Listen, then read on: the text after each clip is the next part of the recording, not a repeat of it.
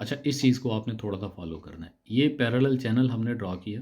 Parallel channel draw करने के बाद मार्केट ने जैसे ही इसके नीचे क्लोजिंग ली, अराउंड तकरीबन 1955 का एरिया था, 1955 के एरिया से मार्केट नीचे गई, ब्रेक डाउन किया, प्रॉपरली ब्रेक डाउन किया। ब्रेक डाउन करने के बाद रीटेस्ट किया, रीटेस्ट करने के बाद मार्केट टोटल फॉल डाउन आ गई। 1938 से 42 तक का एरिया लाइक इस ट्रेंड लाइन से ऊपर ऊपर, 1940-41 का हमारे पास बाइंग एरिया था, ये आपको मैं एडवांस बता चुका था। और 1938 विद स्पाइक विद स्पोर्टिव, इतनी आसान है ट्रेडिंग।